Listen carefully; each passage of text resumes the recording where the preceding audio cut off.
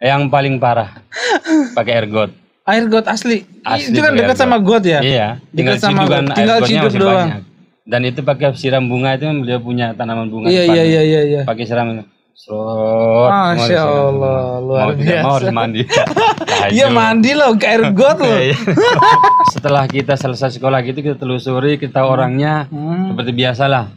Nah, kita datangi, kita mohon maaf. Kalaupun misalnya kita dianggap mengambil atau maling untuk apa, mohon dijelaskan. Kalau perlu baik kita bayar. Oh iya. Dan itu berapa banyak kasus warung-warung sekitar itu biasalah. Namanya santri nggak pernah dikirim kan.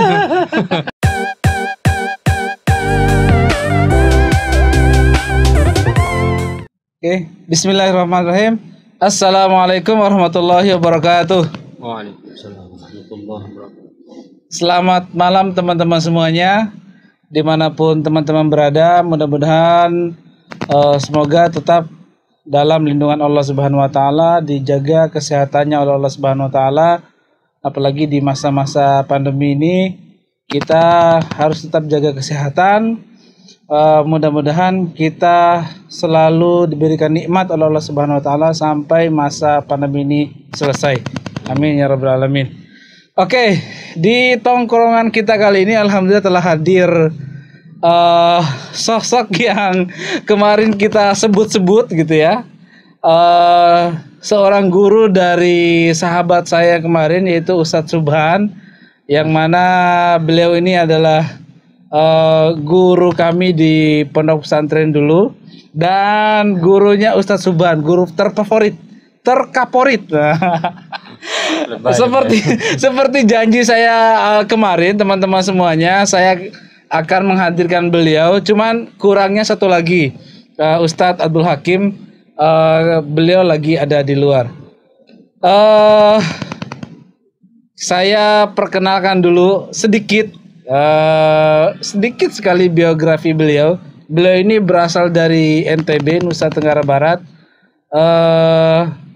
Saya nggak tahu kapan ke Jakartanya, nanti kita tanya-tanya. Dan beliau sekarang sangat sibuk sekali, padat sekali jadwalnya. Salah satunya adalah beliau adalah imam besar di salah satu masjid di daerah Taman Mangu. Ya, Taman Mangu. Oke. Assalamualaikum Ustadz Syarudin. Waalaikumsalam warahmatullahi wabarakatuh. Sehat ya? Alhamdulillah. Alhamdulillah sehat. Jadi mohon maaf undangannya sangat mendadak. Baru kemarin kita omongin di segmennya sama sama Kasuban. Sekarang udah kita undang. Gak apa-apa ya? Ridho kan nih. Jadi sebelumnya mohon maaf dulu karena kemarin kita sebut-sebut namanya. Oh iya, saya nggak sempat nonton sampai selesai itu. Untung nggak sempat nonton sampai selesai. Padahal di ujung-ujung kita omongin. Oke, banyak sekali pertanyaan. Waduh. Yang mau saya tanyakan. Banyak banget soalnya yang mau kita tanyakan, karena kita kepo juga, karena kita nggak tahu masa kecilnya beliau. Oke, kita mulai seperti pertanyaan-pertanyaan sebelumnya. Sekarang kesibukannya apa aja selain yang tadi? Kesibukan sekarang hampir semuanya terhenti ya, karena memang situasi dan keadaan seperti ini. Kegiatan rutinitas di masjid maupun di sekolah, ya biasa di masjid nyapu masjid. Wah, bisa aja. Salah, nyari berkah, nyari bekal hidup untuk alam akhirat. Amin. Kemudian di sekolah juga sama. Kemudian kegiatan yang lain juga ya, paling silaturahim juga di tempat-tempat terdekat biasa, ngangok, ngopi. Iya. Ngopi sama rokok. Siap. Ini udah ada rokoknya guys. Ini rokoknya sama, rokok herbal juga. Kalau kemarin kan saya yang ini nih, Nogo Sosro. Ini satu rumpun juga, cuman ini abangnya di atasnya. Oke. Kesibukannya beliau selain jadi imam di Taman Mangu, beliau juga mengajar di pondok pesantren yang sama ya, seperti Ustadz Subhan kemarin di Umul Qura, Pondok Cabe. Mungkin ngajar enggak kali ya? kontraknya nemenin adik-adik gitu. Oh, Kalau ngajar iya, iya, orang yang berilmu, kita mah Ya, apa tuh? tawadu beliau nih, subhanallah luar Tahu biasa. wudhu ya. Tawadu dan tahu wudhu. Ini kalau bahasa Bima bahaya ya. Untung bahasa Indonesia. Oke. Sebetulnya pertanyaan kedua ini kalau buat bintang tamu yang lain, dulu pernah mondok di mana? Tapi kan kita sudah sama-sama tahu. Dulu mondoknya di Ummul Qura. Ya, di Pondok Pesantren Ummul Qura. Oke. Bisa diceritakan nggak pertama kali datang ke pesantren itu seperti apa dan tahunya dari mana? Ke Ummul Qura. Oh iya. Jadi saya selesai tamat MI di sekarang Kangga ya, dulu terkenalnya Gira. Kebetulan saya tahun kira-kira usia kelas 4 SD udah tinggal di kebun yang terkenal dengan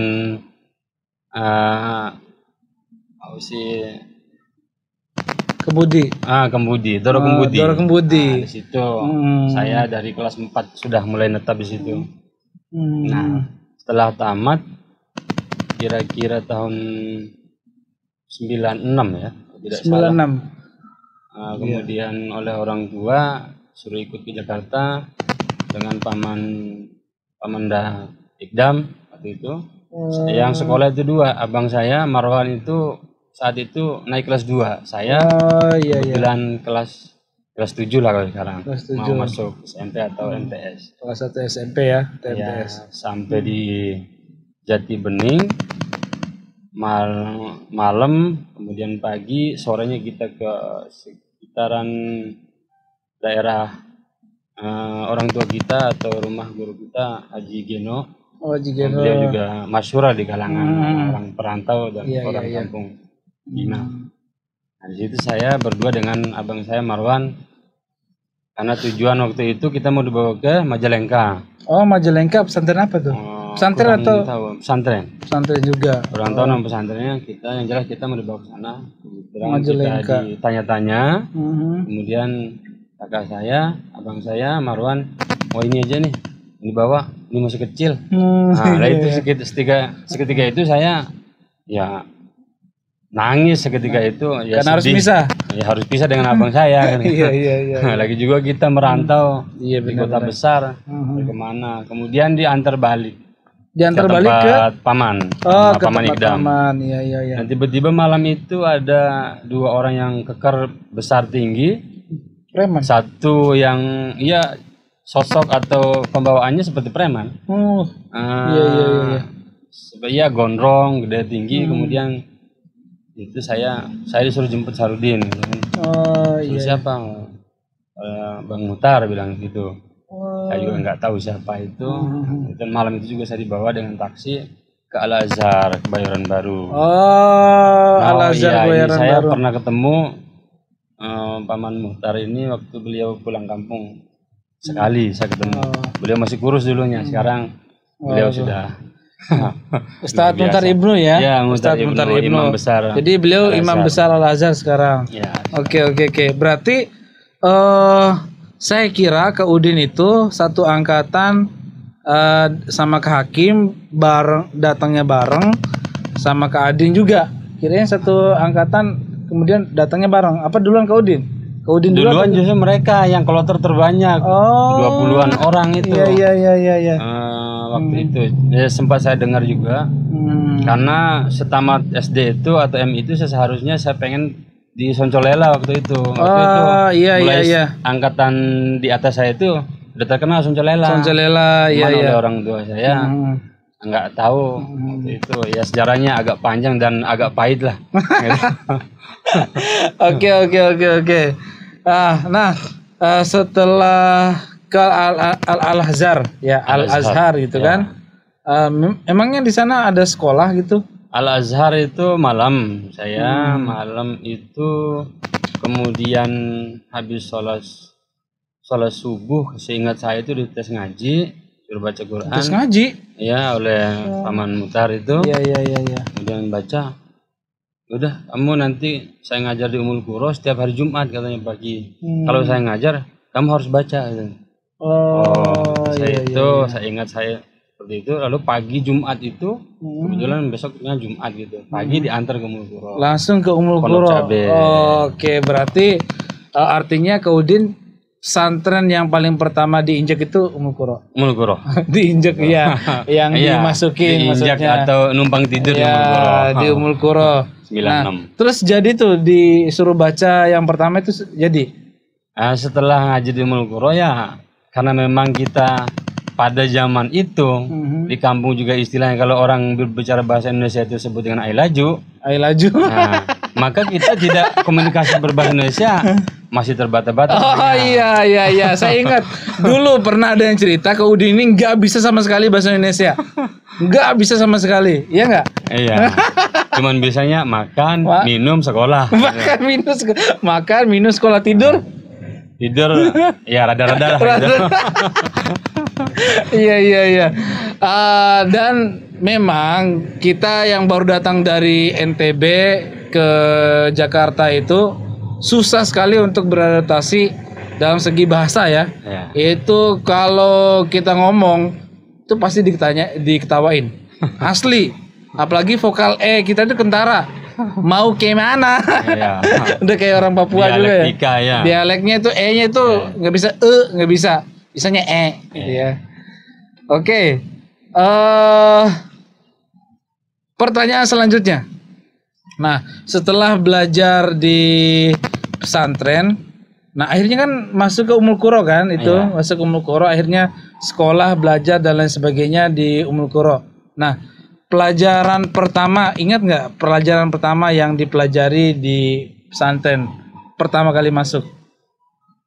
Pertama dulu kita seperti biasa awal-awal tuh memang kita digembleng bahasa Arab, bahasa Inggris karena memang waktu itu mayoritas rata-rata dari Gontor gurunya. Oh iya. Pak Samsurijal, Pak Abdurrahman yang dari Lombok juga dari Gontor. Oh iya. Kemudian Pak Rahmat seingat saya itu dari Gontor juga.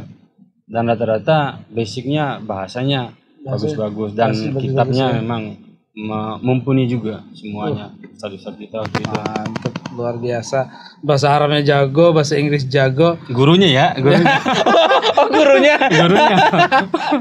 Ya kalau gurunya jago, insya Allah muridnya pasti ketularan jagonya gitu kan. Amin. Pasti ketularannya. Ya minimal dikit-dikit ada yang dikit-dikit adalah. Nempel lah gitu kan. Masa diajarin lama-lama kagak ada yang nempel satupun kan nggak mungkin. Pasti ada yang nempel. Berkah guru. Nah, berkah guru. Nah, ini terkait masih terkait pelajaran ya. Dari semua pelajaran yang ada di pondok, pelajaran apa atau kitab apalah yang paling disukai dulu atau yang paling favorit? Ya sebenarnya sih karena kita notabene-nya bahasanya sangat kurang dan kita digembleng bahasanya kalau sekarang mungkin program 3 bulan, kita dulu sampai 6 bulan.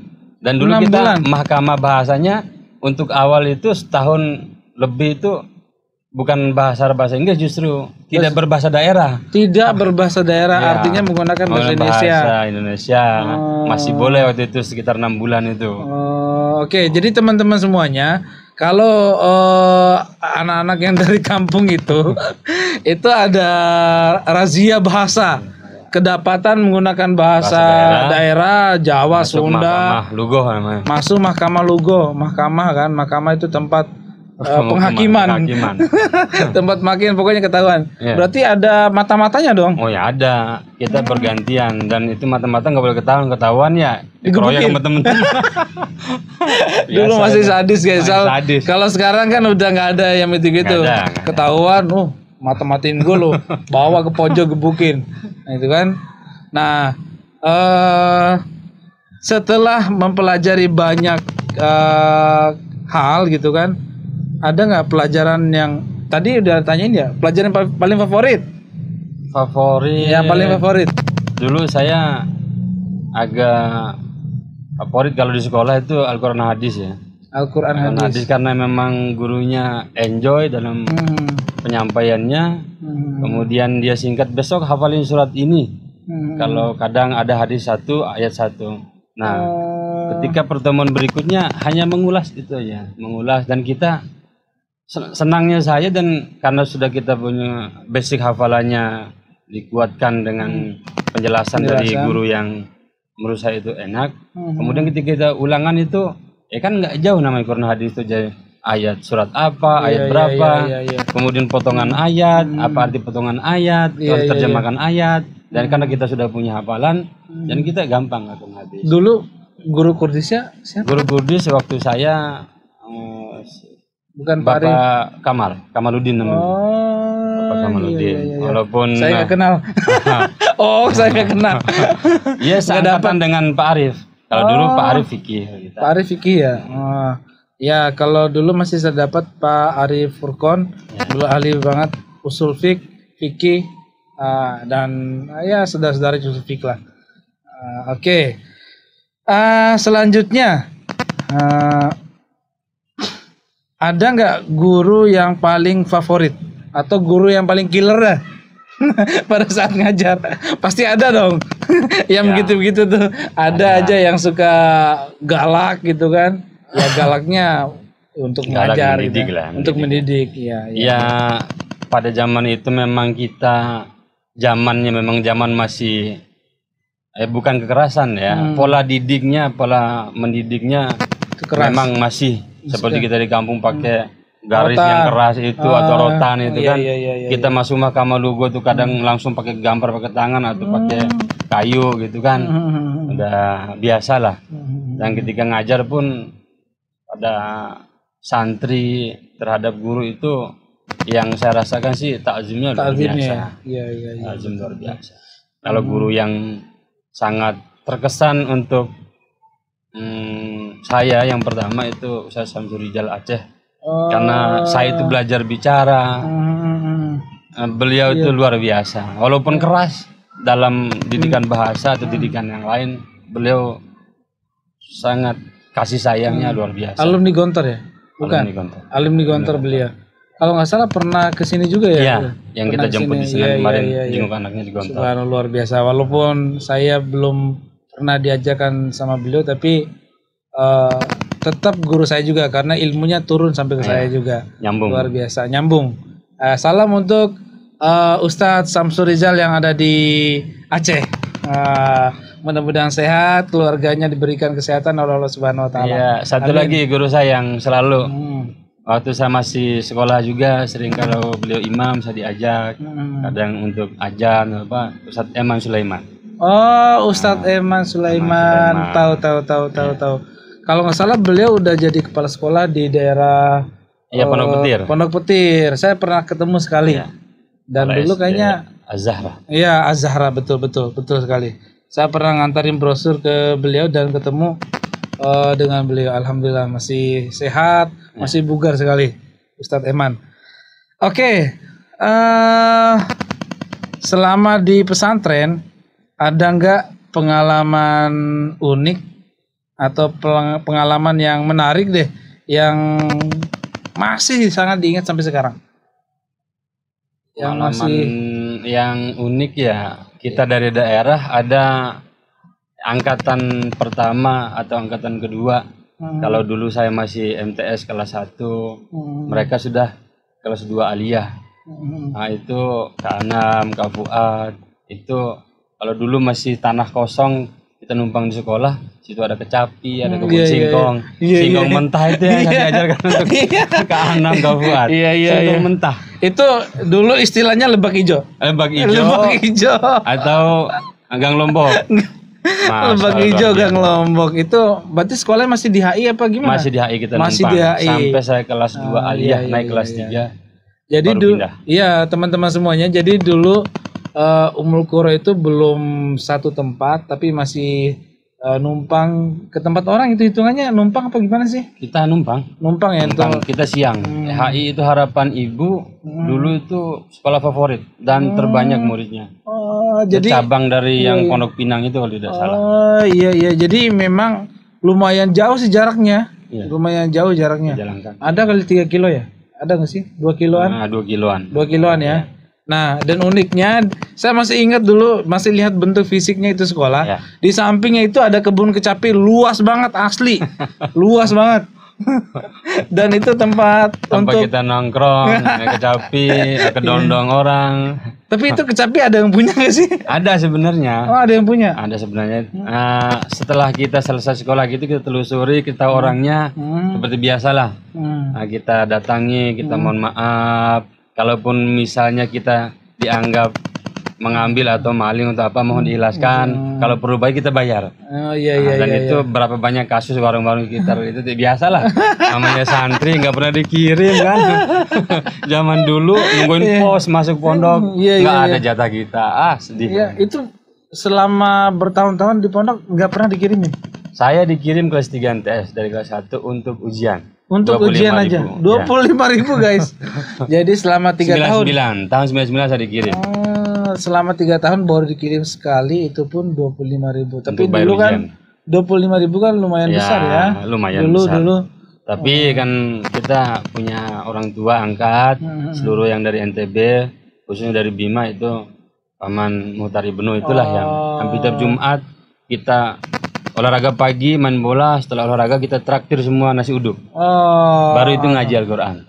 Alhamdulillah, luar biasa, jasa beliau banyak sekali. Untuk alhamdulillah sampai hari ini. Sampai hari ini betul, saya rasakan betul. Jadi dulu pas saya di daerah Bintaro gitu kan, pasti diundang buat berantem, silat. Aduh, sampai sekarang beliau tuh jadi pelatih silat di Al-Azhar Kebayoran. Yang mendunia sampai Maroko. Iya, pencak silat Al-Azhar ya namanya ya. Al-Azhar. Silat Al-Azhar itu terkenal juga. Afrika. Itu kita diajak ke rumahnya buat berantem, masih guling-guling saya. Guling-guling.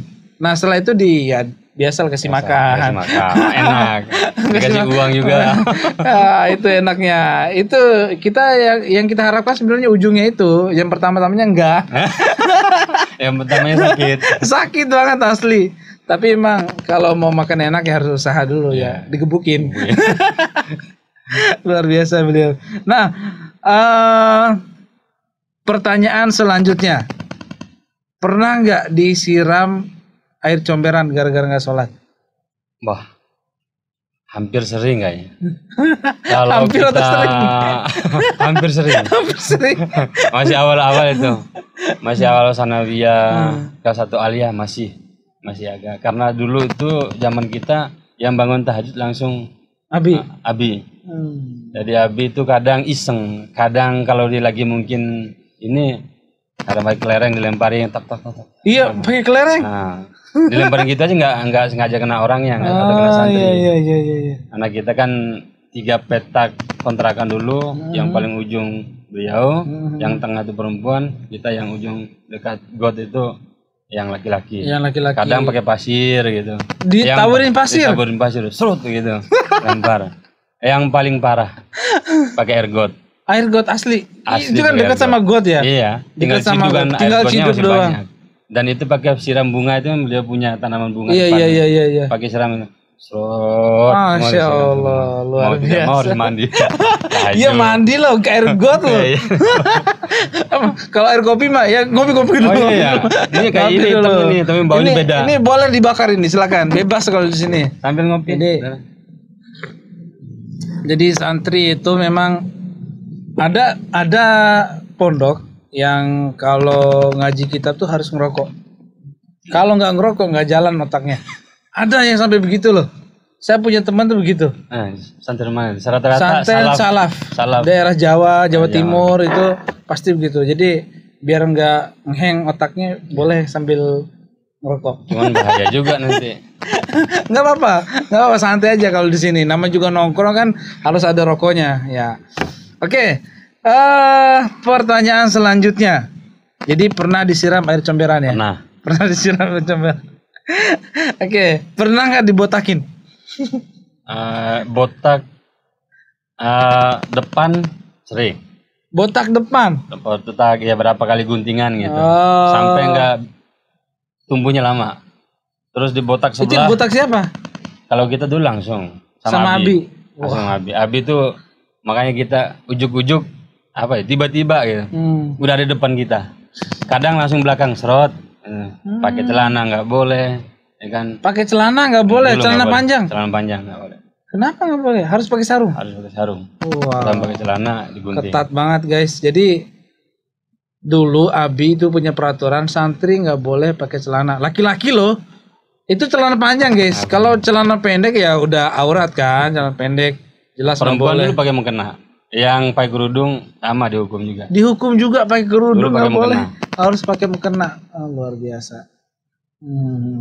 Dan berapa kali kena langsung grebek gitu kan? Istilah tiba-tiba depan, tiba-tiba di belakang. Karena dulu terjadwalnya yang paling kita ini, misalnya beliau ngisi di Pasar Rebo memang semenjak dulu, kemudian Cimone tempat Haji Mahali semenjak dulu. Kadang sebelum beliau ngisi kita main bola bareng dulu. Oke. Jadi penerbat Terima bawah. kasih, ada gorengan guys. Wih, Wah ini banyak banget. makin betah ini. Ini endorse apa gimana ini? Aduh, gorengan dulu guys. Ini harus nyala rokoknya nih kalau gini nih. Aduh, mic-nya jatuh. Nah tuh, makan tuh gorengan guys. Gorengan guys. Ini benar-benar tongkrongan ini. Memang harus pakai gorengan. Kemarin mohon maaf Om Suban. Kemarin nggak ada gorengannya, belum ada yang endorse. Sekarang ada gorengannya. Ini enak nih. Mantap. Mau makan dulu? Iya santai. Santai ya. Oke, ini menarik tadi. Kalau Abi yang nyukur, itu saya pernah dicukur 2 kali. 2 kali itu lama banget nembuhnya. Nggak tahu kenapa. Saya pengen nanya takut. Begitu nggak? Asli. Saya rasakan langsung itu. Berarti memang bukan susah tumbuhnya. Berarti bukan saya doang. Rata-rata. Ini sampai kelas saya yang Pak Muji, pokoknya semua kelas saya. Itu bukan ini ya, mungkin bukan nazar kali ya, biasalah. Saking susahnya tumbuh rambut kita. Setelah kita tamat nanti kita gondrong-gondrongan yuk. Gitu, sampai ada begitu. Saking susahnya kita lihat rambut itu panjang. Balas dendam. Santri gampangnya bedain santri baik-baik sama yang enggak dari rambut. Ya rambut. Kalau sering botak berarti sering melanggar. Kalau gondrong ya itu jarang tuh, malah nggak pernah melanggar. Tapi dulu ada 2 botak pelanggaran, pelanggaran di luar jam pelajaran, di dalam jam pelajaran sama. Belajar kita langsung sama beliau juga. Nggak bisa ya berdiri, habis itu cukur juga. Cukur juga. Ya itu ketika belajar kitab saya botak sebelah. Sebelah asli. Sebelahnya? Sebelahnya utuh. Ya mau nggak mau botak juga. nyiksa asli, mendingan botakin semuanya gitu kan, selesai. Ini botak sebelah doang. Sebelahnya enggak. Tapi ini ya perasaan diskriminasi dulu ada. Oh ya. Yang perempuan yang salah harokat, salah bait ditolongin. Giliran kita salah harokat 1 nggak bisa. Kiaman berdiri. Aman langsung. Nah itu botak sebelah itu kejadian. Ada pilih kasih berarti ini. Iya perasaan. Mau protes ya? Enggak. Tapi bisa aja enggak kali, salah harokat nggak salah Ya kali. itu perasaan kita aja. Mau yang kelas dengan saya Ustaz Abdul Hakim yang udah jadi Ustaz kondangan. Salah juga. Ya maksudnya bisa ditanyakan gitu. Perasaan itu sama atau tidak. Oke. Nanti besok lah saya tanyain. Oh kita salah dikit langsung zaman. Langsung Ya udah, berdiri. tapi ada satu kelas yang kita yang ngocol gitu. Ya, perasaan ini ngocol lah. Gitu. Iya. Itu memang mantan preman, luar biasa beliau sekarang. Jadi agar jadi pengusaha luar biasa kan, orang Bangka, orang Parhatan. Kalau kita sehari itu hafalannya 3 bait, besok kalau apalagi kalau abinya nggak masuk, ya tetap kita beban masuk 2 hari 6 bait. 6 bait. 6 bait. Nah, satu ketika 6 bait kita punya utang 6 bait. 6 bait. Udah hafal dan udah. Berapa? 6. Iya. Tapi tinggal 5. Tinggal 5. Lo kok turun? Iya. Yaudah yang 5. 3 Ustaz, 3. Kok turun terus ini? Kalau lagi enak begitu. Canda, enjoy, lagi enak. Ujung-ujung 1 bait juga enggak. 1 bait. Itu kadang lagi enak, kalau lagi nggak enak, masya Allah, ngangkat mata juga berani. Dari 6 bait sampai Ujung-ujung sampai satu 0 juga bait. enggak. Oke, Ya, itu maaf, Bang Baratan. Bang Baratan ya. Oke, salam. Ini beliau orang mana? Orang Lampung ya? Orang Bangka. Oh, orang Bangka Belitung. Oke. Sama Banang kajian sangkatan? Enggak ya? Nah, dia kelasnya di bawah. Kak Jana itu angkatan pertama.